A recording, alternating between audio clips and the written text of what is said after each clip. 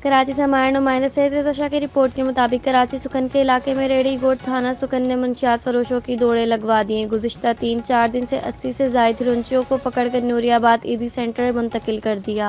हर्पल news से गुफ्तगू के दौरान एएसआई दीन मोहम्मद ने बताया कि एसएसपी इरफान बहादुर और एसएचओ थाना सुखन खालिद अब्बासी का मिशन है कि थाना सुखन से मुंशियात का खात्मा हो। मजीद कहा कि अपनी जी जान से मुंशियात के खात्मे के लिए शाना बशाना खड़ा हूँ।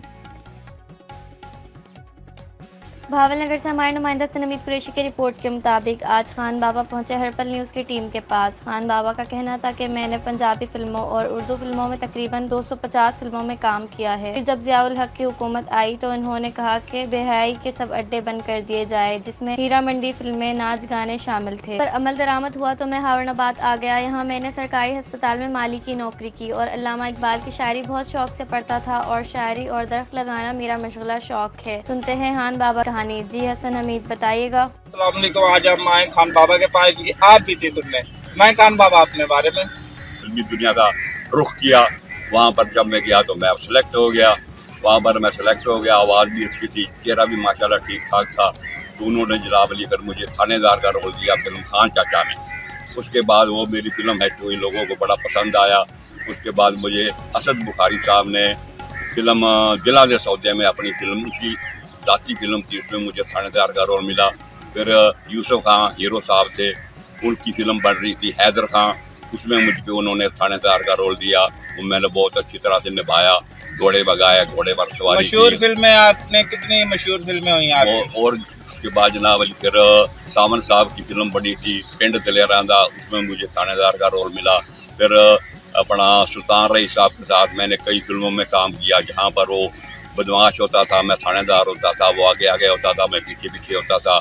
एक उसकी फिल्म बन रही थी शेरा टिकेट, शेरा टिकेट में फिल्म में जनाब अली वो आगे आगे भाग रहा है, मैं उसके पीछे पीछे भाग रहा हूँ। जब मैंने उसके घेर लिया तो वो खड़ा हो गया, कहता है ओए थानेदारा जिनिया मर्जी गोलियां चला, मैं तेरे काबू नहीं आना, तेरे वर्गे कई थानेदार वेखे ने। मैं कहा ओए बदमाशा खबरदार हो जा, आज थानेदार हो ना थानेदार तो नहीं हैगा, मैं गोलियां मार मार के तेन छान नहीं कर दियांगा। फिर और आपके न्यूज़ के लिए मैंने अभी मुझे आमद आई है, मैं शायर फिल्बजी भी हूँ, चलते चलते आदमी का शेर बना देता हूँ। ये प्यारी प्यारी प्यारी है, हर पल न्यूज़ हमारी है, सबको लगती प्यारी है, आवाम को लगती प्यारी है। ये ताज़ा खबरें पहुँचाती है, आवाम की फरियाद लोगों को सुनाती है।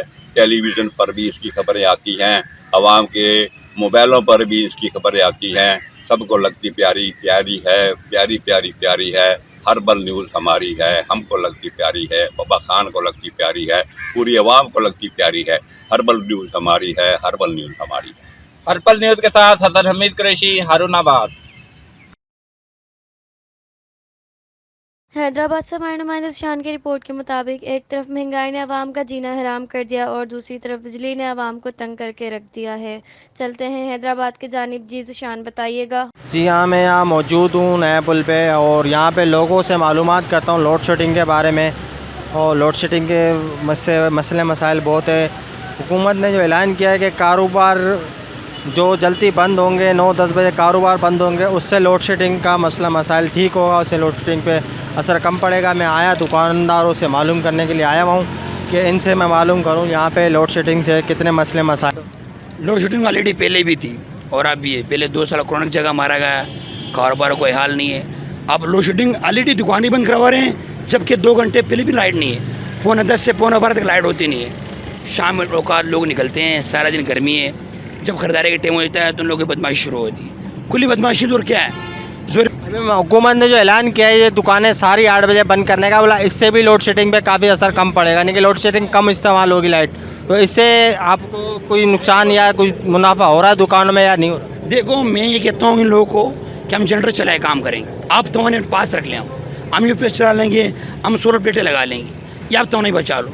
और कोई इशूज़ आपके पास नहीं है, आपको तो नहीं बचानी है ना, हम जनरेटर चला के कारोबार कर लेंगे। कारोबार तो करना है हमने। तो बहुत है पाकिस्तान के अंदर। एक तो वापडा वालों ने इतने तंग कर रखे, पहले तो गवर्नमेंट जो है ना लॉकडाउन वगैरह का सिस्टम लगा रहे, कारोबार नहीं, जिनको कारोबार बिल्कुल नहीं होता है। जब कारोबार का टाइम आता है तो ये लोग बंद कराने आ जाते हैं। और दिन को ये हाल है कि 3 दिन हो गए तकरीबन, सुबह 9 बजे बंद करते हैं, रात को 5 बजे 6 बजे लाइट छोड़ते हैं, और अभी फिर नहीं है लाइट। इस तरह से लोड शेडिंग तकरीबन यूँ समझ लो दिन के अंदर 18 घंटे लोड शेडिंग है और 6 घंटे अगर देते तो वो वक्फे से मज़ीद तो बिलों में इजाफा जो किया है, इजाफे के हिसाब से ये है कि हर महीने डिटेक्शन लगा रहे हैं। इस महीने मैंने अभी आज दोपहर को मैंने बिल भरवाए हैं, तकरीबन 22,000 23,000 रुपये के मैंने खाली बिल भरे हैं।